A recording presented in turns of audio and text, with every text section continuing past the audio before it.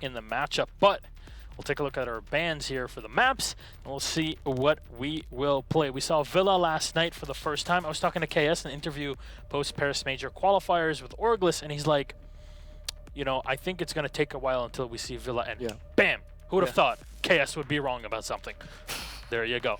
And well, it was played the day. This is the region also that first broke the new clubhouse in as well, so I wouldn't be surprised if eventually we get a Villa here, but it has been a while since we've thrown a map straight into Pro League since Coastline, because Theme Park and Tower did not go straight in, so thankfully it's been interesting, but Bank Clubhouse, will remind you, are banned out because each one of these two teams played one of those maps, which means in week 2 you cannot play them, and this now leaves us with the bans of Coastline, Oregon, Villa. Oregon will remove Coastline, Villa. Are we going to see it? Well, come on. Could see. Like I said, these are both the last two added maps to the map pool here. Both maps are fantastic to watch and cast anyways. So Coastline's been pretty popular, I got to say. But Villa! All right. Let's go. Oh, I'm got to be careful there. Some friction burns. It's from those tears you need to moisturize.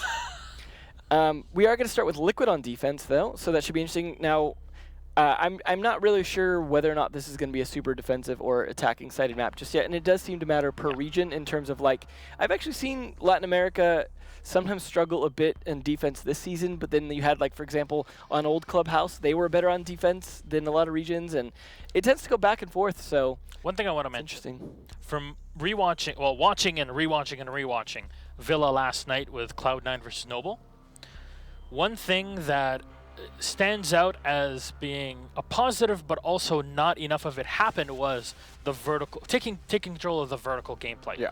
Villa is pretty much an entire map where floorboards are destructible from below and from above, obviously, but also all the walls are 4 meter high, which means even if you reinforce a wall, there's still a bit above that you can blow up and chuck stuff behind. Just like you see on Bank, if you have an attack into Tellers, well, from Tellers into Archives, etc. Well, also that it opens up potential impact nade strategies like we see on Bank Wall. So. Oh, yes, CEO. We've seen that multiple times with Castles.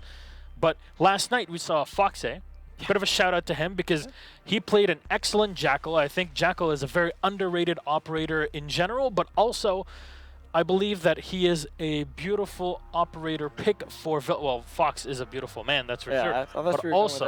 But also, Jackal, perfect operator for Villa. But it was so weird to see it used like a buck. I mean, we joke about him being used like a buck. We've seen Canadian used like a buck. I don't know about you. Yeah. I don't know about you, Devin. I don't know about me either.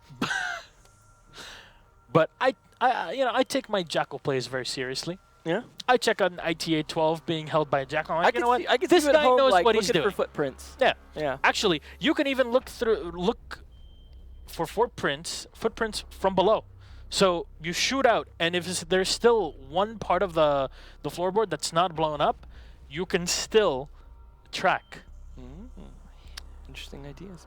But either way, it was the first time we really seen it being used from underneath so much. Like, and it led to a kill. It wasn't just like, let's open it up to like open up a window or something else like that. He wanted to get the window, but then he got the mirror, and that's even better. Well, that's the thing, is his positional play, and that right there tells you that Fox at least went into that map knowing that map well. Because you don't just go look up at a random ceiling right below a window and just be like, oh, coincidence.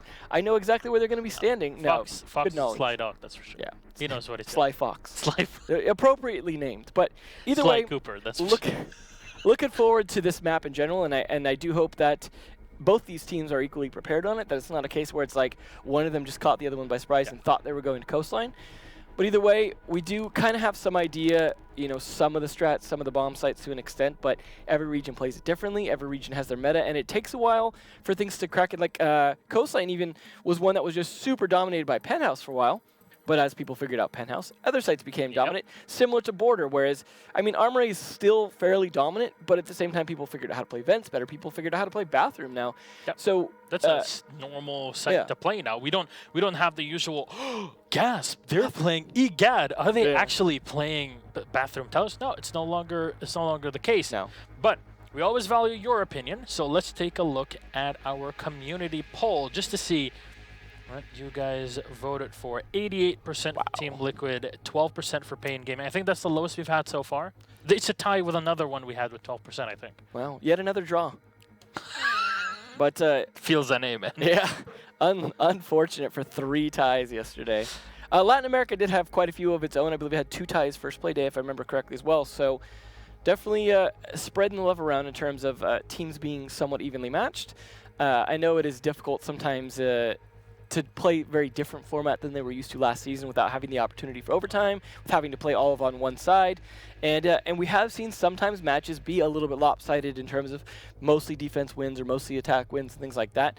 As the season goes on, that'll shift a lot back and forth, especially per region, yeah, things you, like you that. play 14 times. Sure, it's one map, but there's no question about it. The fact that a previous system with, oh, you just lost your 2 best-of-3s, you're out of the tournament, is definitely not something that that helps. And obviously with the bottom team, with the 8th ranked team, getting immediately relegated to Challenger League, that'll put the pressure on teams to try their best to at least keep within those top 7 just in case, and not really be at a certain level at the tournament saying, oh, we don't even have to try anymore. We'll just, we'll hold it in relegation. Well, I feel like this format is lending itself to a lot more experimentation, which is why I think Villa and Clubhouse will get quite a bit of play, more so than we would have in the previous format, because like you mentioned, the stakes were so high per match. Whereas I think, for example, we're seeing EG experimenting a lot. Evil Geniuses have been doing a lot of things differently. Have they all worked? I would say very arguably no, have not worked out the greatest for them, but you can see the willingness to experiment. You can see the willingness to try new things out, to do new things. And because of that, I think we'll see a lot of variety this season in terms of play styles across the different regions, across the different maps, across different operators and the different operator bands. So I'm looking forward to just, 14 weeks worth of insanity across 3 regions. So. We've already had our first super week. We have our second super week now. I don't know if we have any non-super weeks. It goes all through the weekend this week. That's for sure. It's going to be a long week of Siege. 8 straight days. And then we have DreamHack Valencia next week. That'll definitely be a fantastic tournament to look for, because we've got teams from Italy. We've got N Gaming that are coming there, the best team in Italy, basically. And for those of you who didn't see the Italian championships that I casted over the weekend for the English stream, they did fantastic. They were the dominant team in Italy. They came out very strong on that as well, and I'm looking forward to them being at DreamHack because I think they put up a pretty good show. Fratelli d'Italia Vittoria. Let's go. What he said. Si. Bellissimo. All right. That aside, I can't wait to see Ents playing as well in Valencia. Yeah. They have a completely new lineup, of course, with Blast and Gomfi. Who else? We got Mocket that are playing there. Orglis that'll finally be playing on LAN since 6 Invitational. Thanks for the GoFundMe. Well, actually, they're going under Charity Nerds. Yeah. So it's a bit of a nice thing. It's a nice way to. Well, hopefully they're not as charitable with the rounds as Fabian was, and that they actually are playing. He is a very generous man, that's for sure. Yeah. He needs to take me out shopping or something. Actually, here's the thing. Fabian is a fantastic shoe salesman. Yeah? Oh, yeah, you don't know. So, bit of a here on the side. He's the Al Bundy of Sweden. Did you miss me, honey? With every shot so far. Yeah, that's for people that remember the show. But he used to be a shoe salesman before, because apparently their dad would always push them to like. That explains his shoes being off. Yeah. At that he time. knows the comfort. But then again, when I asked him about shoes, he gave me the exact pair to go for. So that's what I did. So man. Leaking his strats. Well, now the shoe's on the other foot. I don't even think that made sense. But either way. Oh my god! You can tell we have too much fun. They take a little while to get into the game in Latin America. Just in case you weren't aware, it is not a case where we can hit a button and just go time to play. But I think they are starting to get ready here soon. Yeah, must say un bom señal, so waiting for a good Wi-Fi signal, I guess. Oh, unfortunately, yeah. Latin America has not had the best success when it comes to internet connections. So can we drop an internet connection line from Poland? Actually, this is surprising. Poland has amazing internet. It's pretty good. EU does pretty well when it comes to internet. Not Belgium. I wish it was something I could pack in my luggage and take back to America. Yeah, Poland has really good internet. Germany is hit and miss depending on the region. Sweden's pretty good. Romania has absolutely amazing internet as well. Italy's all right. France is pretty cheap and reliable internet. Though Belgium, stop robbing people blind. Come on. I lived there for 6 years. How much you want people to pay for goddamn internet? Yeah. Hear me there. Capel knows what's going on. Yeah, there you go. All right. Well, right. That thankfully ran us out. now we get to watch some people shoot each other. So that Hopefully cleanses not the over palate. internet. No, not yet. Well, over the internet, but not about the internet. Exactly. Yeah. There All you right. Well, So we're going to head into Villa. Ladies and gentlemen, it's time to go on a relaxing trip to Toscana. Imagine yourself the olive oil in the morning. speaking of Italy. Speaking of Italia, here we go. All right. Well, the bands. Here we go. This is definitely my favorite part so far of the season. Is every time the bands. I mean, maybe once people kind of stop doing some of the typical bands, start getting more creative with it. But Bam! Speaking of Finca band. What? all right. Well, someone does not want the other team boosted. that is an oddball choice, but nonetheless, obviously, I think if anything's considered a targeted ban, that's a targeted ban. But Blitz, there we go. And that's the case where we had a situation where we had Blitz not banned, for example, against Mav, and he still didn't play it, which is interesting. I think people are kind of changing things up a little bit in terms of the operators they're known for playing. But that's not a surprise they're seeing that go off the board. What will the next one be? I wonder. The next one will be us. We are banned. Echo. Echo, all right. We're we can't talk anymore. Sorry, guys. I'm going to turn off my mic. I'm going to head home. Yeah, I'm going to watch you're this banned. game from comfort of my house. But there you go. Finca, Blitz, Echo, and Mira banned. Echo hasn't, I want to say hasn't been too strong in this map, but it really depends on the sites because we haven't seen really all of the sites to be played. Well, yeah, So I mean, I wonder. there's not necessarily enough of a meta on this map to say what's being banned and why, but definitely not going to see. And it's surprising to allow Lion, but not Finca, of all things. ¿Dónde está la biblioteca? So yeah, Even though that's there. Spanish. Now that's interesting. That definitely has not been the dominant bomb site. No, so I mean, upstairs has been a lot more prevalent, and I don't want to call it the meta because there isn't enough competitive play for But this yet. Aviation has definitely been a strong one. more standard pick. And even Kitchen over Biblioteca, I would suppose, is a bit more standard. But either way, this is where the standards are getting set for Latin America, at least in Liquid. A top-tier team, if they're picking this, there's something to be had here. Oh, yes, I will never doubt Liquid ever again. So there you go. Now, what I love about this site is that painting room in the middle. You see that already the impact nade coming up and where PSK and Nesca reinforcing. If they had a Mira, this would be perfect because you can set up a Mira on the left side wall that was not impacted. You have a line of sight. An important part of this is the bathroom that's on the side. There's a similar bathroom upstairs in near the bedroom. So that's a spot where it's very easy to get in. However, with the fact that there are so many arches here and a different level, that makes things a bit more complicated for the attackers to get into. However, attacks coming in from the rear, so basically coming in from the main lobby, might be a lot more efficient than ones that are coming in through the through laundry or through kitchen. Yeah, and I feel like there are a few good kind of corner spots to be able to plant and sneak things in. Same with library. The gunfights in library especially are always interesting because of all the bookshelves and the tight angles hiding people to be able to peek around. I definitely think if we end up with a few gunfights in there, they will be kind of down to some good quick peeks and things like that, but the pressure already starting to come in here as shots go down right at the beginning of the round. Alibi doing a good job from Sexy Kick on FK1. Yeah, this is the bathroom we were talking about. You can just come on in here and you'll have good control of the side of the site just in case there's any anchors on here. And you see that is an unreinforced soft wall, which you can go through and already threaten the art gallery behind it. And of course, any defenders that are playing from there. And you already see two of them that are sitting on the site. Surprisingly enough, we don't see a smoke being played here by Team Liquid. Definitely going for a lot more reactive of a setup. It's because the Finca's banned. They don't need the smoke, right? You're a smart man, then. But a lot of angles being held here. There's definitely some C4 left on the board. All kinds of fun to be had if they start to break their way in. But Yuna, nice trade back there, and that is going to be a second kill for him. Just going off. Maybe they should have banned Lion. And that's the thing. You take control of the bathroom, you can just get into the site because then all you're really worried about is the hallway or the main lobby. And well, there you go. The antechamber here will get contested. At least the bandit trying to run up for it as Revolts will get one. But they hear the fire. Ness taking half damage here. Takes down Revolts, jumps on out to try and take down that drone, then runs into the site. Unfortunately, Yuna's on the floor and just going ham. 4K. Yuna with the 4K destroying Team Liquid there. A much more aggressive push, making sure that Pain Gaming take control of the bathroom and then immediately enter onto the site. They put pressure on the back and pushed in from the front.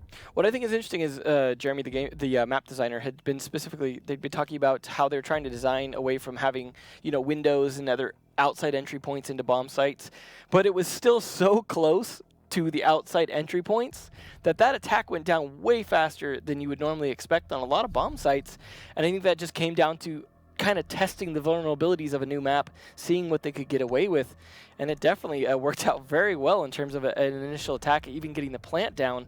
I figured if anything with a rushed attack like that, it would come down to frags before a plant, but there's an interesting 6th pick there. The Vigil T's not going to come into it. I mean, didn't force them to pick anything else. The story is, though, Devin, you can tell how different of a metagame we're looking at just by looking at the bans from both teams. Yeah.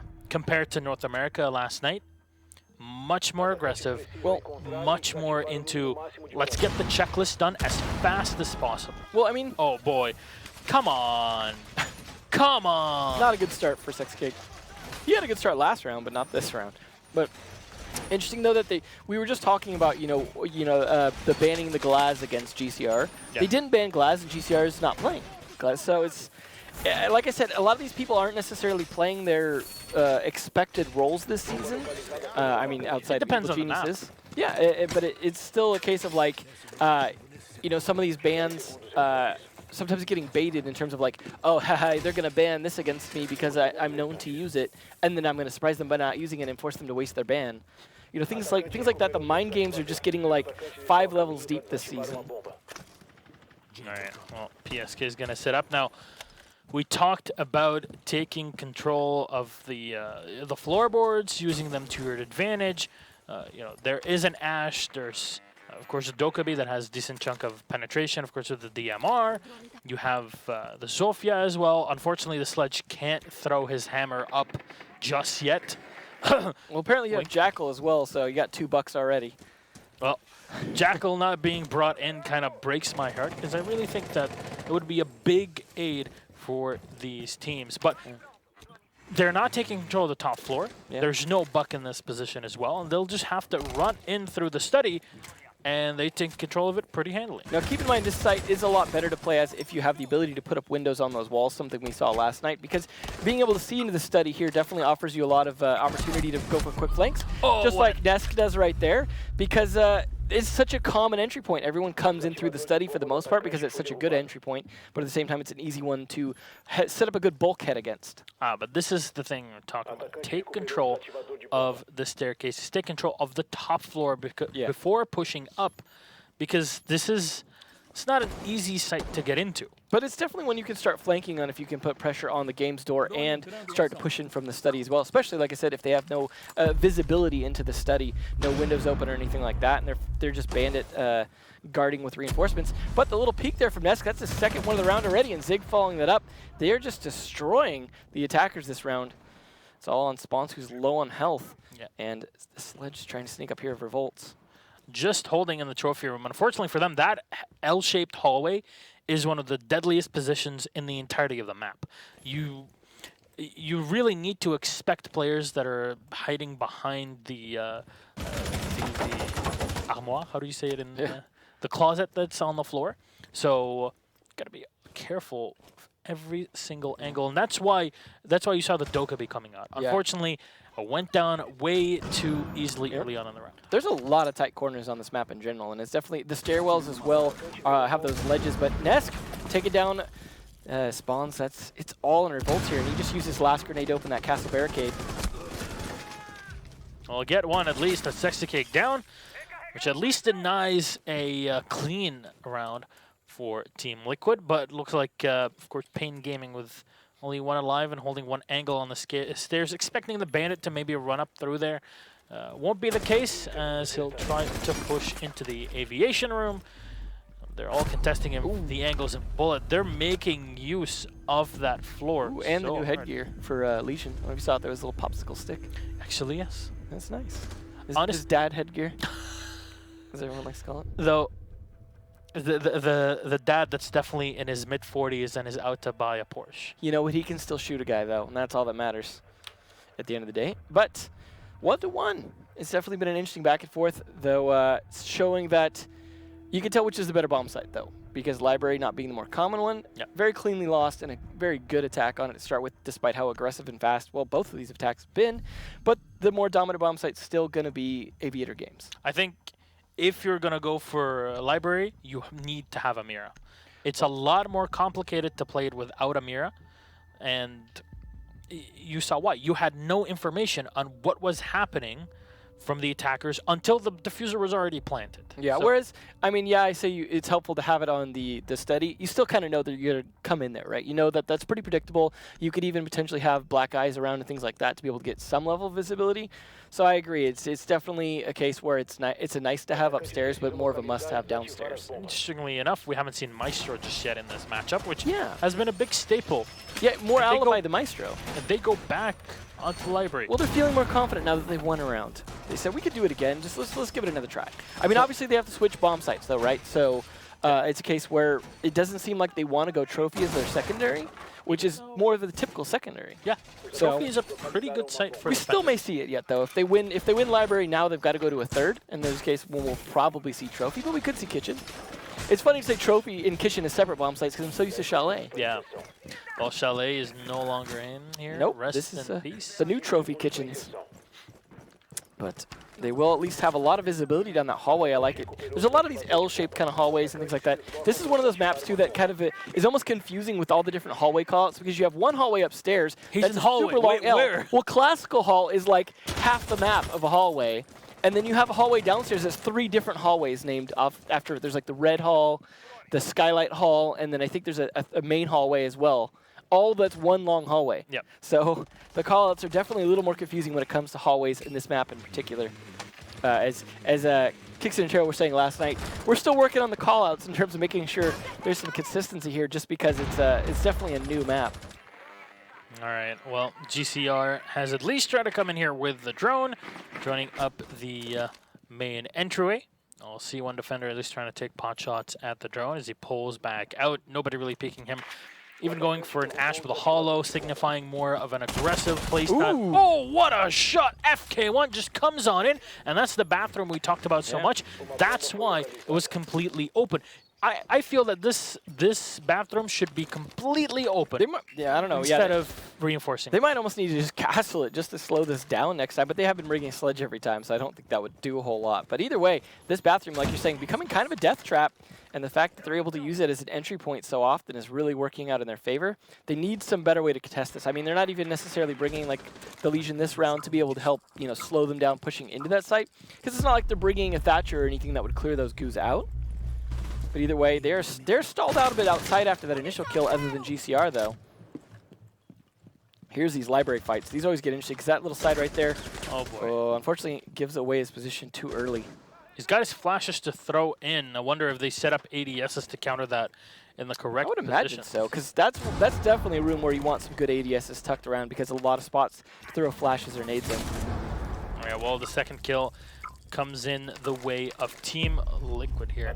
FK1 will get taken out, and even GCR, so no more Ash to run around and wreak havoc as Nesk will fall in. There is the hatch right above the bathroom, so they can rotate back in to contest it.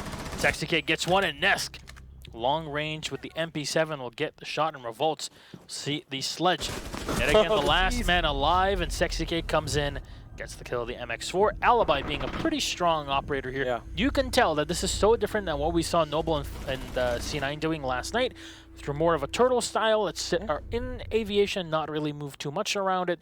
Here, very reactive. We can roam around the map. We can use the hatches to our advantage. That's what I want to see, right, is 2 totally different playstyles on a new map. And then hopefully we get EU playing it a third different way, so we get such a variety of ideas being tried out to figure out what they need to do. But like I said, now they have to go to a third bomb site. Here's where we're going to see that trophy room, which is, I think, an interesting one because of the way the skylight divides it and the way you have. Now, there's always a thing, right? When you first start playing the game, you have to teach people like not to close off between bomb sites, right? To keep both bomb sites open, a lot of times you have to use impact nades to open walls between them or have windows, things like that. Whereas this is one that's deliberately designed to have the crossfire between the 2 bomb sites due to the skylight in the middle. And I think that makes it interesting and different because you have 2 long bomb sites across from each other, and there's almost the symmetry to it, other than some variety inside those bomb sites and what they're accessible from. So I think it makes it very interesting in determining where to attack from and how to defend it, more so than I think some of the other bomb sites on this map. But I like the variety to that. Well, we'll see what Frost does in this round, as it is the 6th pick for Team Liquid. Of course, that will be all for Sexy Cake. We'll see if he has anything up his sleeve. Him and Nesk have been definitely showing up, as well as Yuna that first round. It's been a good round for those guys. I'm so surprised. I know, right? Where did he come from? Unfortunately, the question is, where did he go? As we're waiting a second here for it to actually load the game. Surprisingly, it's just Italy's a ways away, I guess. Flying there now. Brazil, that's for sure. Yeah. Italy would be nice. You ever been to Italy? No, not yet. Apparently I'll be to Valencia soon, but that's not quite the same. Someday. Depending on where. I'm not sure what the deal is. It looks like having some trouble loading it. I imagine it will finish loading, as these things tend to do at some point. We might require a rehost, but for now we'll just wait until this loads on in. Of course, it's all up to our admins to confirm. Well, either way, at least we have the new rehost system that makes it easy to set those up. Yeah. But it's surprising to have a rehost if we do have one for that, as that is probably the first time we've seen that. There we go. We are going to have a rehost. Okay, well, either way, though, I'm excited to see the trophy because, of, like I said earlier, I think it's interesting, and we get to see 3 different bomb sites. So if there's anything I want to see on a new map like this, it's defenders winning often enough that we can see more bomb sites. I mean, it feels bad for the attackers, but, hey, they'll get a chance on defense as well to win theirs also. But defense biased caster. Yeah, you know what? That defense has so much more I can see and talk about at the beginning than attack does when they're just, all I see is their drones. So biased. So, what maybe you can talk about the drone meta. Actually, it's just because I'm a big scaredy cat when I play, and I can play on site and just hide, whereas hiding in spawn is not so effective as an attacker, let's be honest. No. But either way, I think so far it has been very aggressive on this map. It has been far more aggressive than I would have expected for such a new map as well, but I guess that's one way to feel it out, is trial by fire. Jump on in, see what you can get as far as kills go, because there's not as much meta for the attack just yet either, which means you don't necessarily know where the attack's going to be coming from. You can have some predictability to it, like, well, we've pretty much established that bathroom is an entry point for sure. But other than that, you can catch a lot of the defenders by surprise because of the fact that, like I said, they don't know where you're entering from. But the same could be said to an extent over defense, but you kind of have some idea they're probably around the bomb site they picked that you've droned. So, that's the asymmetry of this game is a beautiful thing. The fact that you have to deal with completely different loadouts and equipment that's used between both sides, it's surprising, because if I would have seen library picked by EU or by North America, I would have, especially by EU, I would have expected a lot more vertical play, because you can shoot in. Just go up with a buck, go up with a jackal. Even border took a long time for vertical play to really become a thing. It took a long time for people to realize they could open the window from below. It took a long time for people to figure out they can also counter that by opening their own holes in the floor. Same with, look at Cafe, right? The amount of time it took before people figured out, hey, if we open up a whole bunch of the bar floor, we can actually use that to our advantage. So it will develop over time. Vertical play is not something as simple as like, hey, shoot the floor and you win. It's a case of like, let's figure out where the optimal ways to do that are, so it doesn't get used against us. Where's the usual spots that we'll see defenders that are in, if you're on the attack, if you're on the defense, where they're usually going to be planting, what are the plant positions that we can use to our advantage. That's why you see certain holes that are opened up. For example, the hole in front of half wall and border, it's open to contest any people that are pushing in from the server below that want to basically push away a pulse that's playing downstairs, or any roamer that's in there, just trying to delay the opponents basically as much as possible. Well, we'll definitely see that develop, and of course alongside that you'll see things like pulse develop to figure out where to C4 from below and things like that. But at least we have the potential for it. This is a map much like Border and Summit Coastline as well that's got a lot of destructibility that will work in its favor. As you mentioned, even some of the walls having the extra height, things like that, will factor into this map having a bit of longevity in terms of developing over time, which is exactly what you want to see in a new map. And I think a lot of the maps that have not fared so great have been the ones without the vertical destruction. So you take something like Yacht, you take something like, even some Plane, take some of... Favela, things like that. Ones that have maybe some other, wall destruction, but not a lot of floor destruction. tend to not have a whole lot of longevity and meta to develop on, whereas this I think has plenty of breathing room for that. Yep, that's for sure. And as it develops, I think many people agree that Villa is a very good map. It's being obviously trialed, so we're seeing bit by bit how teams will adapt to it. Yeah. But it's definitely it lends itself very much to competitive play a lot more than maps like Theme Park, like Tower. Yeah, Theme Park was the other one I was going to mention, and Tower as well. Towers, yeah, has a few spots that are like vertical play, but not really.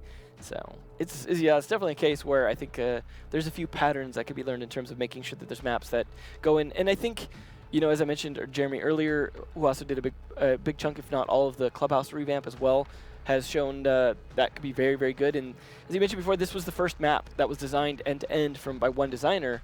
And I think that goes to show that sometimes like that care and attention to detail, 9 months in development, took as long as a baby to develop this map. It is his baby. Yeah, and so I mean, I hope all the future maps don't take 9 months to develop, but nonetheless, we can see that when they are able to get that extra care and time, that good new maps come out of it. And maybe, who knows, maybe we'll end up having to skip a season every other time just to have a map that's been developed long enough. But I mean, Coastline was a great map. It took a while. It took a couple seasons for people to realize, oh, this is actually pretty good. Mm-hmm. So just like Border. That was a year ago. Same thing for Border, as you mentioned. Skyscraper, I don't know if it ever developed to the level of Coastline and Border, though, really. But then again, that is one of the maps where vertical gameplay is a possibility. It definitely very much is. Mm-hmm. But because of the site rotation, it didn't really have a lot of viability, I guess. Unfortunately, the one half of the map was very rarely used for the most part. I feel like was a little bit of the problem with that map, and that it was all about tea and karaoke and then kitchen below it for the most part. Yep. And so it was very centralized on one half of the map for the most part. I think the other half was basically like, well, let's just hold the drum. Yeah, drum was definitely the only part of that map that was really that important, other than like Terrace Dragon a little bit, but nonetheless, I think there's, like I said, a lot of potential for this map, and I think it's good to see Library getting played a bit because it's not really the meta for the regions just yet, and getting to see some ideas on that I think will pay off. Also interesting to see how much Alibi has actually been working out for Sexy Cake on this map, Yep. and that's an operator we don't see played a lot, but it is one that has some potential, but at the same time, like, I feel like you kind of got to play it correctly, or just be really, really comfortable with the gun. And honestly, because of how the map is, we're talking about the vertical destruction. Well, you have 2 impacts. Yeah. You can definitely play around the roam game, play around the fact that you have multiple stairs to go around in the map, and then take control of the top floors. Even if you're defending the library, you can shoot from up above. We've seen, the easiest example would be, oh, hey, we're playing Consulate and we're defending lobby. There's a Legion upstairs or a Visual that just threw an impact nade and opened up the one hole that just looks all the way down into the lobby. The instant you're in, you're pretty much dead. Yeah. Similar thing to this, you can prepare all of this beforehand. I think the only unfortunate thing about this map is the lack of a bomb site down in the basement. Just because it's... we had to talk about that, actually. It's an interesting basement, the way it's been set up to have those destructible keg entry things in the big barrels. I think that's an interesting way to approach it. You know what the biggest flaw, though, I think, of that? It doesn't have to do with anything with the site or the design overall. It's just because all of the ceiling is rounded. So which means you can't put an echo drone on there. Well, that's got to be why then. That and the lack of a garage to bandit trick. There you go. So that's got to be it. But at least we're getting back in, so we will see if we see any other interesting play here. Is there going to be going in trophy the bombs that we have not seen yet? Well, assuming they have to do everything the same again, are they going to show the frost pick this time? Is the question? Or are they going to 6-pick it? So let's head we'll see. Yeah. Nope, they are going to 6-pick it as well. They're going to. We got to show the same operator we pretended to show last time, so we can then 6-pick over. We'll see. I assume they still have to make the same 6-pick. I mean, they have to have the same picks as before, so. Yeah, but it's like I think it's a little more complicated with 6-pick, which makes it a little funnier. But either way, back to trophy we go for our second try. now you actually get to see it, because last time we didn't get to that point. It's a bit odd that Frost has so much gear on her when we're in Italy in the summer. You know? Just used to it. She's Canadian. By the way, we said Happy Canada Day before. We'll say Happy 4th of July? 4th of July. I was wondering Happy if you just 4th forgot the number or something on that. No, You know the month, right? 4 is definitely not a number that I forget. So there you go. 4th of July. Happy 4th of July for all the American viewers out there. Well, to you, I guess. Maybe we should have played on Favela one time on night mode just so we get the fireworks. just for the celebration. What? That's the one time I will not listen to you, Devin. That's the one time. Well, good to know. Duly noted. Keep it between. All right. Well, a lot more of these cameras here sneaking out. They're taking advantage of a lot of the architecture in terms of the way that a lot of the beams are. This is a very beam-heavy map in terms of a lot of the wood and things like that. So I like that because you can take advantage of lips in this game. When it comes to visibility and things like that of attackers, the lips can really matter in terms of making sure that cameras or sometimes even holes in the floor, things like that can't be spotted. Sometimes it gives you advantage in terms of height advantage. Like a lot of the angles where you have advantage looking downwards, take advantage of a lip because you can see down to their feet, but they can't see up to you because their face would be looking through the lip. I know it's a little weird thing having to do with angles and the fact that you don't have eyes on your feet. But either way, it's definitely interesting to try and play into the small details of the map rather than just the overall layout. There's little architectural things that will factor in.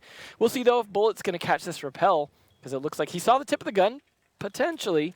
He's definitely going to see that drone. He knows they're there. He could go for a jump out here, but doesn't need to because FK1 unfortunately dying at the beginning yet again. He's not getting to make a lot of those phone calls. When you're on the window, rappelled on any window on the map, do not ever be droning on your own if there's nobody watching your back.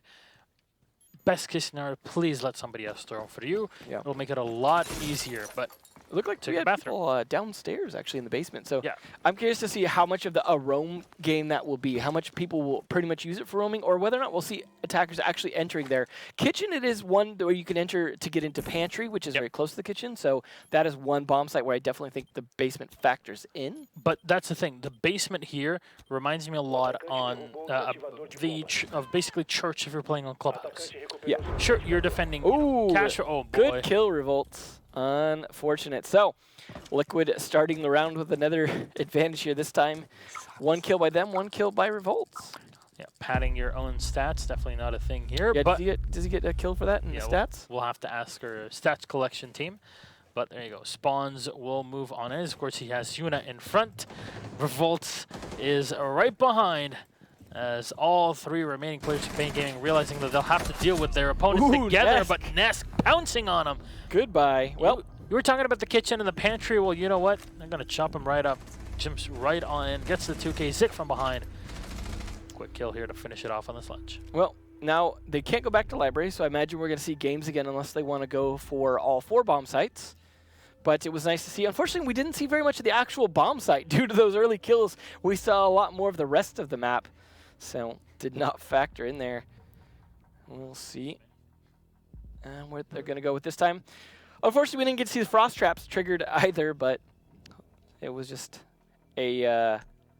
again, all these rounds are very short, even when they're slow, in terms of just how the fast execution. Yeah. I honestly, I want to start criticizing certain plays. I'll wait till the second time the map is played. Well, this is the second time, right? Well, for Latin America, but yeah. Who am I kidding? We'll criticize them. Yeah, like, okay. You know you're attacking downstairs. That's why they wanted to take control of the top. Yeah. That's why you had the player that's playing outside of astronomy on the window. I believe that was FK1. And then you had the second player that was basically trying to peek in from the bathroom upstairs to take control of astronomy. If you hold those 2 in the bathroom and the bedroom as well, you have full control of the site below, because then you can start bashing that floorboarding. And I mean, that master bathroom is another good entry point as well, because it's semi-isolated. You can kind of get in, and there's a little bit of a wall that kind of guards you. Yeah, forcing Revolts getting punched. Now, keep in mind, you see a lot of zeros, not because they're doing that badly, but because we have the rehost. And you can rehost for team score, but not individual player score, unfortunately. Maybe down the line, there'll be some way to be able to put that back in, but... Or maybe not have any rehost. Well, you know, we can dream. We can dream. So back up to Aviator Games. Again, this is, I'd say, more the maybe the North American primary, but it seems like more of the secondary for Liquid. But either way, 3 bomb sites here, 3 successful defenses. Will they get 4? And the question is, can Pain do the same on defense? Because the most they can get on attack here is 2 wins at this point. Yep, of course, round number 5 after this one, so round 6 next one. We'll switch things around and have Team Liquid on the attack to see how they break through. Pain Gaming, or will they have, what was that? Early kill. So the kill comes in from FK1. So he's either the first to kill or the first to die most rounds. All right, so the kill comes in. FK1 gets it, but they lose the shock drone from the Twitch just because ran into the bandit and basically decided to shock the bandit, trying to, take him out. Of course, that obviously gives FK1 the advantage in the engagement, as Nesk was basically very busy. Teamwork. Yeah, it's teamwork. They sacrifice the drone for the kill on the bandit. Now the spot that Zig was just in, that is the trophy room, in case you weren't familiar with it. That is, or one of the 2 trophy rooms that is across from each other. FK1 hacking into the cameras here. That's how hacking works in real life, by the way. Oh, absolutely. So, FK1 just through the main stairs. Check through the L hallway. We've seen how strong this hallway can be, but there's nobody contesting here. Yeah, and this is the classical hallway that I was talking about. That's one long L of a call-out. This is the game room door that is pretty contested most of the time in terms of it's going to be fully reinforced. We saw, for example, when Cloud9 was playing it, opening up angles in it with a Habana to be able to get just more angles in, because trying to fight 90 degrees on that doorway will leave you shot up pretty bad a lot of the time. All right, Spawns will try to engage here. It takes a lot of damage against the Jaeger, but they realize that Stronmi's the one to go for, and FK1 will land the hit on Zig to turn it into a 5v3. Team Liquid, finally we see them at least losing out here on players, but so GCR not checking the bathroom as Bullet is taking a bit of a dump here, just waiting until the Twitch pushes him. But the Habana will set up to take down at least the back of the wall to push into the player room, as PSK hiding behind the bar. Well, the back of that getting opened up means now his deployable shield is basically useless to him, as his back would be exposed to that. So now he's forced to use the pool table as his deployable shield, essentially. But he knows they're coming there. They're stacking up pretty heavily here. If they could get some kind of explosive going over here, it could do some damage in that vault. FK1 gets one more, and they drop the second. FK1 with the 4K so far, and they open up the site completely for a diffuser plant. They wonder where Bullet is, but now they spot him. And are they going to take away the ace? No, they will not. FK1 will ace the round. Pain Gaming put the second round on the board, but now we switch, ladies and gentlemen. Team Liquid will have to attack. And I have to say, that was a very efficient attack, all off of the Dokkaebi and just holding the other angles that might have been positions for the defenders to push through. But the fact that the Jaeger couldn't really do much, even though he was the last man behind, it took so long for him to rotate back and contest the playroom. And then his pre-fire unfortunately gave him away too early too, because he could have had a kill, I think, from that had he not pre-fired as early as he did. Looks like there might be another little problem, but I think, again, not speaking Portuguese, that they might be going kitchen for their first bomb site. So, because it wasn't Bibliotech and it was first floor, so that's the only other site of the kitchen. Well, that's what I'm saying. Process of elimination. That's how I learn languages. But do you? No, I don't know any other languages, I'll be honest. So far, we've seen interesting plays, like I said, from FK1 in that he was either the first to die or the first kill. There was rounds he was getting those initial kills. Yeah, or to turn that first kill into 5. So it's been such an up and down game for him, but definitely like once he kind of got his groove on towards the end there, an ace against the team that was dominating defense. That's pretty good. I got to give him credit for that. And like you said, a nice nice attack there, coming in through the vault the way they did, completely disabled, because they had this attack where they were like, okay, we've secured the wall to the hallway. It's all reinforced. We've got the door. They're not going to come in from that side for the most part. We're good on that. We're going to set up the deployable shield right here so we can rotate around and use the vault as part of our defense, because we can go back and forth. So whether they did it intentionally or not, they completely crippled that defensive setup by opening it from that side of that vault. And they droned it in. They droned it in, and then the Habana realized, okay, well, we can just take out the wall, and they'll have to fall back onto the site. Fortunately, UMP, great weapon once you have like very, very long distances where you can really get those headshot It's just snipes. so steady. Yeah. Unfortunately, you can't really do much when you're facing against an SMG-12 that's spraying into you.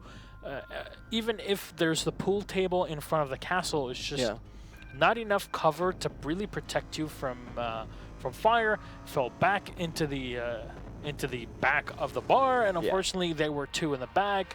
You could just corner them at that point, and you can't really do much. That's the thing, is the push. The bar is nice when you're fighting against one-on-one maybe, but when you've got 3 people coming in like that, that bar just becomes kind of a trap unless you're going to peek faster and more accurately than them. But because they've got the whole vault to work with, both the entry that they opened up and the ability to go to the other side, not to mention you're going to have opened up between the 2 sites like they had, which meant they could also flank around potentially on that bar. You're kind of trapped in that situation unless you have someone to come around like they had Bullet coming around. So, like I said, if Bullet hadn't given away his position, he could have been the game changer that round. He could have got the kills that would have, because you had 3 people stacked up in that vault, right? Maybe got 1, maybe even 2, but either way, that turned their attention around, and the 2 people that were left in the bar game would have been able to turn that around to an extent. I mean, it would have helped maybe had they had some impact nades or something left as well, but too slow on the rotation. Yeah, I mean, they could have also rotated themselves. Let's say you had that distraction from Bullet, right? They might have been able to rotate through the open hole in the wall to the other side of the vault and then have a crossfire. I know a lot of possibilities there, but at the same time, that's what we're saying is the possibilities opened up by this new map and some of the strategies that come from, hey, let's Habana this wall into the vault instead of trying to attack the rooms in the most obvious ways. Hey, we've attacked from Study before. They shut us down a bit on that because they were able to control the other rooms Study leads to, as well as it's a little hard when you try and go to the classical hallway the other direction from the Study because you have to worry about the stairs as an entry point, because a roamer is often going to be playing on stairs to be able to be playing between 2 different levels, and so a lot of times someone's going to be in that other room connected to the Study, right? When you go in there, like they're going to be an aviator for the most likely, but you don't never know to your left when you take control of there, because like I said, there's both the stairway and the classical hallway that they can rotate out of if they have any kind of rotate out. But that's why they had control of the window at the same time. I think they had the line that was holding it from the window. You want to do that to hold that hallway, right? So there's some different ways to poke at this right now, and I think as this develops, there'll be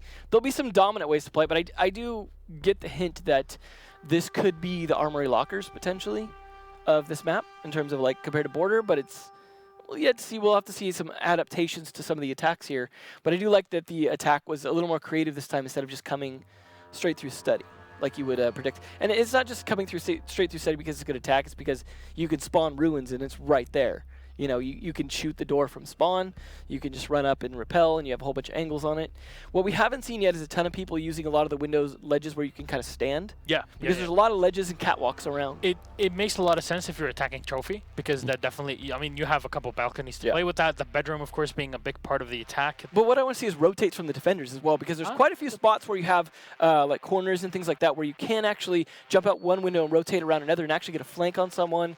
Positions like that I think as people get more and more comfortable with this map, we will see runouts. You will see, Valkyrie camps outside, for example, where they'll get an idea, make some runouts and jump outs, because there's balconies, there's catwalks, there's tiered roofs, there's lots of different possibilities yet on the top floor, whereas the bottom floor seems to be a lot about like the bathroom window and things like that right now. But there's other possibilities for people to even sneak out other positions, but the way it's been set up, unfortunately, with the barrels, right, where you can open up the barrels, those are such long runouts. You're not going to see anyone run out those. It's worse than trying to see someone run out like sewers or something in Bank. It's not going to happen. It is a very long distance to run to go out. You'll already be detected. A lot of people will spawn by the truck. Yeah. But it's still a very risky maneuver to go for. I wouldn't really see it played like at all.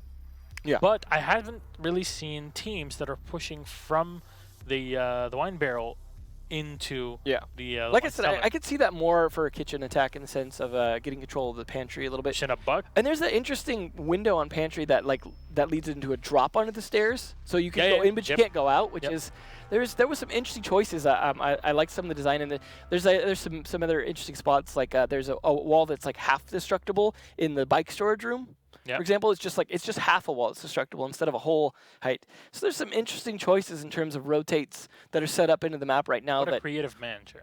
I know he's a beautiful guy, but it is an interesting map overall, and I know we're talking a lot about it because obviously we're still waiting for them to get started. But I think, it's looking forward to things that we may or may not see as the meta develops, as people come up with creative ideas, and being competitive, you're always wanting to have the edge, but you're also wanting stability. So we get these kind of jumps and starts in terms of metas, right? Where people will kind of find something that works and kind of stick to it and kind of develop small around that. And then someone will just leap over to here and say, like, now bathroom can be defended this way, or now customs can be, those big leaps where we see all of a sudden someone just thinks of a completely new idea. Yeah. That's for sure. And so I think this map will go through a few of those, right? Where we'll see, right now people kind of have, this aviator game room defense to an extent because it's the more easy rock box. solid one. Well, it's nice because you've got 2 box rooms right next to each other. You've got this rotate between with the vault. You got the stairs on one side. Mm-hmm. You have the trophy room on the other side. Well, you have access to 2 different stairs too because you have both ends of the classical hallway that have stairs. So, and then the L hallway works really nice because there's a nice box corner in it where we saw the Legion lane, for example. So that box corner lends itself well to roamers kind of hanging out there, watching both lanes. So it makes a lot of sense actually to have that sort of play. Once you break it down, and this is the thing, we do these breakdowns for every single map. Villa, because it's so new, you can literally leave us hours to talk about it, and we'll just might have to. That's right.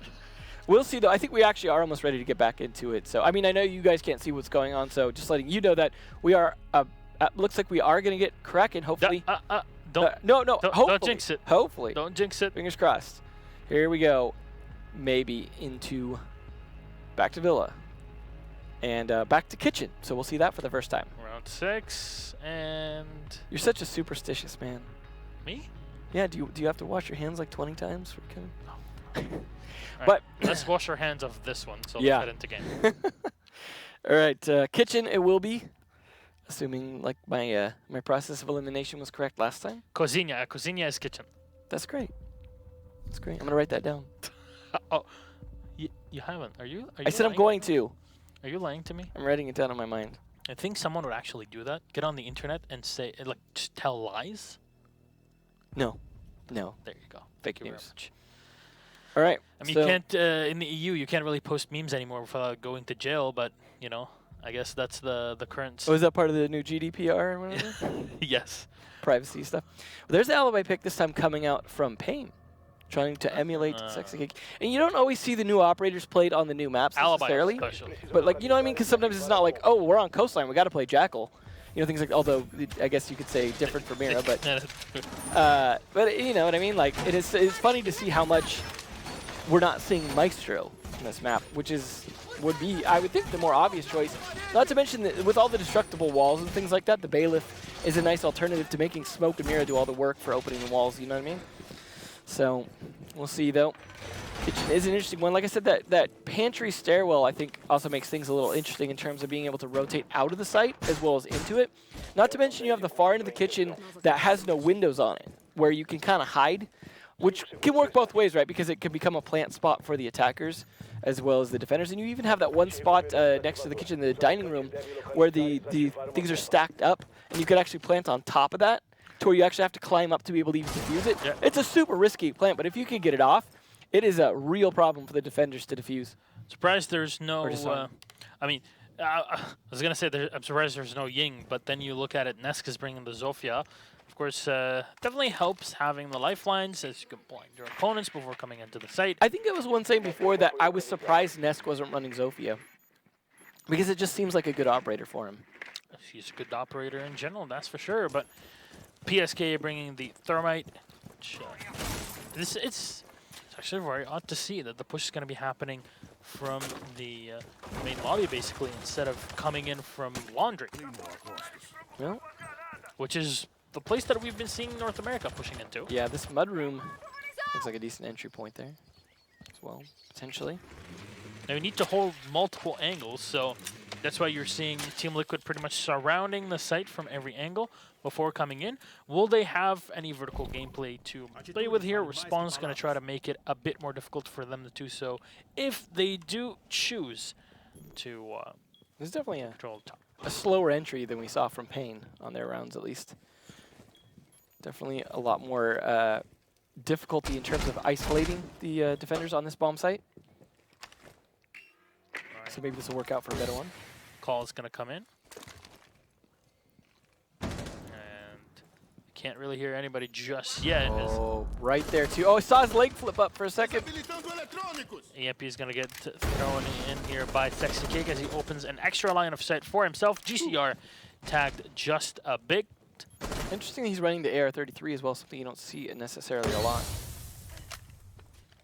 Pretty good gun, that's for sure. You can still use it. L85 is a lot more controllable still, and you get that larger magazine size, but regardless. Ooh. Oh no, FK1 peeks On in. a roll. I was so afraid of a push from the hallway that was just peeking away, but Zig will at least use the hole that was opened up by the Thatcher. Might as well. Get on in. That is at least the kill, the refrag coming in very, very quickly. Team Liquid, Spawns will get one. Spawns with a jump out even from above and Trophy. That's 2 kills, but a double man refrag from Team Liquid as Nesk will get one more. Revolts finds himself the last man alive. He drops bullet on the floor. He's got to play against Nesk with little health left on him. Using that hologram. Reload the NX4 to try and play it to his advantage, but Nesk will clutch the round on the Zofia. Beautiful play. You were saying he needed to play the Zofia. Seems like a perfect operator. If I remember correctly, he was just playing these other roles that just made me go, like, why is he not playing that? Because we saw how NVK played Zofia, right? And I felt like Nesk was a natural fit to adapt that style of play. And, I mean, you can see why there, but I do like the use of the alibi there almost as a shield in a way, because it was, if you were shooting it to try and hit him, right, it forced you to get pinged, which gave you a slight advantage on the firefight if you timed it right. In that case, it didn't end up working out for him. Well, but not a lot of health in that engagement, of course. Yeah. And the 762 does quite a bit of damage, so even a body shot would have been more than enough to dispatch the alibi in that engagement. Yeah, it's true. It's a bit of a beast. But back to Kitchen we go. They definitely want to give it a second try. It was definitely Nesk's round that time, so if they can shut him down, maybe they'll have more of a chance. Isn't that what you would say about every single team that plays Liquid? I think that's what we've been saying since Nesk started playing Pro League, pretty much. A little bit of sixth pick there. Can't decide who, but he definitely wants to shoot people with a good fragging gun. All right, they'll have the Zofia, the Ash. This is definitely a map that, lends itself to a lot of self-destruction, not only vertically but also horizontally, like just throw out the map. It's definitely better if you don't have to make the Thatcher shoot open the wall. And it's surprising that they brought the Thatcher because they weren't even pushing into Laundry. Well, it might have been the case that they weren't exactly sure what bomb site they were going to be playing against and thought, okay, if they're going to be, say, if you're going to play Aviator game, you get a lot of utility out of Thatcher. Because they're going to set up a lot of utility around the site in ways like batteries on the walls, things like that in terms of maybe even some traps around. Being able to clear those is fairly easy to do for Thatcher on that bomb site. Whereas Kitchen, yeah, maybe you got to take a little bit of a different approach. Right, GCR setting up his barbed wire. Nothing really out of the ordinary for the defense. I wonder what that's the half wall. Sorry, I didn't mean to interrupt. That was the half wall I was talking about right there. Yeah. I love the yells, actually. We were talking about localization just before we started the show. The localization team from Brazil definitely did a pretty interesting job. They sound excited when they're doing the yells. Oh, my favorite one, when Habana uses her ex-Kairos, but in the Brazilian version. Yeah. Normally in English, she would say knock, knock, right? In the Brazilian Portuguese version, she says toc toc in a very strong way. It is hilarious. I kind of want to actually hear the Japanese one, because it's like when you watch it like an anime or something that's dubbed and then you hear it in Japanese and it's such a different intonation. When will the government ban anime? Oh, yeah, well, It's 4th of July. Make it happen.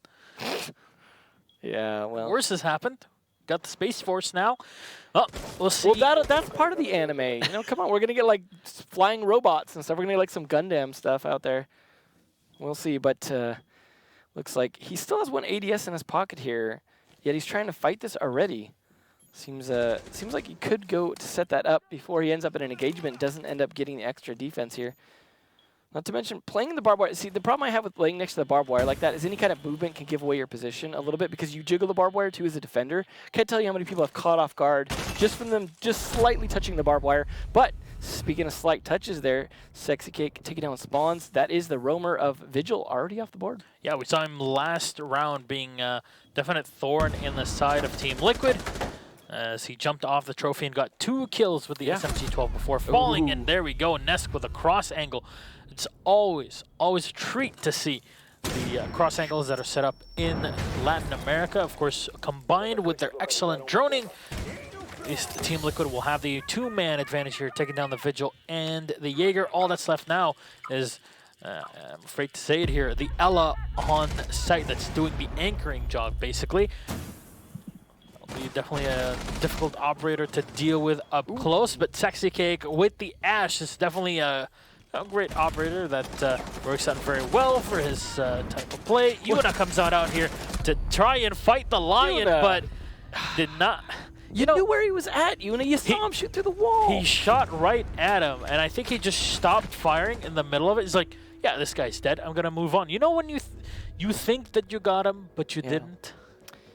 Yeah, but it was a case where Yuna, I mean, pretty much knew where he was at, so the lack of a pre-fire there was surprising to me in the sense that, like, he's going for the flank, he knows exactly where he's at, he knows where he was just shooting from, expects him to still be shooting there, and doesn't pre-fire it. And I think it's important to pre-fire with a gun like the MPX because it does so little damage. The pre-fire gives you a chance to adjust for the head real quick and get some advantage on it. But either way, that is, again, we're seeing kind of the Sexy Cake Nesk show from Liquid, but it was nice to see at least Bulls get one that round. It's definitely a fireworks show. Yeah. Very fitting. Despite failing both their defenses on there, they are going to switch it up this time and go upstairs to Aviator Games. And then we're going to see a little 6-pick of Sledge there from Sexy Cake. No 6-picks coming out from Pain. Nope, he's going to change his mind again. Is he? Sledge, let's go. That indecision coming out. That's what 6-picks for, right? The indecisive players. We'll see. Team Liquid are on match point here with 5-2. Now Pain Gaming, the only way for them to bring this one back would be to tie it up 5-5. Now the thing is, Team Liquid already have a +9 in terms of map differential in their wins and losses. Even more incentive for them to close this out now. Yeah, they close it out now, they'll have a +13 advantage, which puts them way ahead of the competition. Way ahead of all the other regions, even, in terms of differentials. They're the only team that has consistently gone so many rounds in the region. Now, you might mention, hey, Penta, they're fairly well in EU. Yes, but their match against Orglis, very, very close. That's why you didn't really see them at the top at the end of the Here's the funny part, though. If we were on the old scoring system, they would have already won. They wouldn't even had the chance to get that many extra points, you know? It would 5-2 in the old system was a win. So it's interesting to see how we get these extra rounds out of the new system. For those of you who think the best of ones are too short, without overtime, we also get forced to see some extra rounds because of the scoring system. So there's pros and cons. There's always pros and cons to many things in life, Devin. Well, we'll see. These slower attacks by Liquid seeming to work out a lot better than a lot of Pain's fast attacks, though. And I'm glad to see they're being a little more thorough in their droning. They're not jumping in the building as quick. They're also bringing a lot of denial, though, in terms of once they get some positioning on people, they've got a Dokkaebi and a Lion to kind of keep them in place or to stop them from being able to freely rotate and roam. And I think that's working out in their favor as well, because once they do that droning, they get an idea on people's positioning is. They have the ability to lock it down and start to execute. All right, well, Sexy Cake will take control of the main stairwell. Ooh, nice spot. Ooh, that's the thing is, because the map is so red, it's very difficult to spot the cameras if they're not being used. Well, maybe you need to, especially if you're the elite skinner, right? Because it's still going to be a little more brown. Turn down digital vibrance, right? Or turn it up. Turn it up. It'll be more red. Everything to 11. Yeah. Well, here's a little bit break off the knob. That's for sure. A little bit of a roam going downstairs. Which, the only problem I have with roams downstairs on a second floor map is the amount of time it can take to get back upstairs if you're too late in the round. It's a quick peek here, taking down the Sledge to 70 health. Good peek from FK1. As you mentioned, this hallway, the hallway of death, basically. Very difficult for both defenders and attackers to deal with, though. FK1 getting very cheeky here in his peaks as he walks back. Almost paid for that. But Yuna at least getting a nice kill here on the Nesk. That's very good for this round for Pain. Now that'll allow Sexicate to come on up in the meantime. And he'll get the kill on FK1 here to finish him off. The Zofia being lost, though. That is a lot of utility out for the count. Yeah, that's definitely going to mean they might have to depend a little bit more on the sledge for any kind of soft destruction they need. But it looks like, was that a camera hack going on there? Either way, though, that is a nice play by Spawns. Unfortunately, every time he gets these kills, he ends up getting traded. But at least he's doing his job as a roamer, getting one. However, GCR trading it back, definitely making it worth it as he finally comes back up from his little wine-tasting tour downstairs. At least it turns into a 3v2. Pairs. And Bullet just finding the angle on GCR. At least 4 deaths on just the top of those stairs right there. This is a repeat of the mute plays last night with C9 and Noble, but Bullet needs to try and win this round here. In a 2v2, there's 6 seconds left on the clock, and they need to come in for the diffuser plant. Though Pain Gaming trying to make it a bit more difficult. They'll come in here, Liquid, to try to get the plant on the side, as Yuna has no more ammo left in the mag. And unfortunately for him, he will go down. And just using that door, that huge, massive reinforced steel door to protect the thermite as he ran in at the last second to try and set it down. It's a good thing they had the smoke that was thrown in right in front. Full scuba. And there we go. Full scuba gear for the partial scuba, just the head. No. Right? I don't know. I don't think that was the full one. No, he's only using the headgear. But here's the thing. I didn't get the headgear. I only got the actual scuba suit. Unlucky. Unlucky. All right. I Well, don't want to brag, but victory. I don't think I would look too good in one. But 6-2 here. Victory for Team Liquid. Yeah. As Pain Gaming definitely gave them a hard time, but with the map that we had, it kind of very much lended itself to the playstyle of Team Liquid. Let's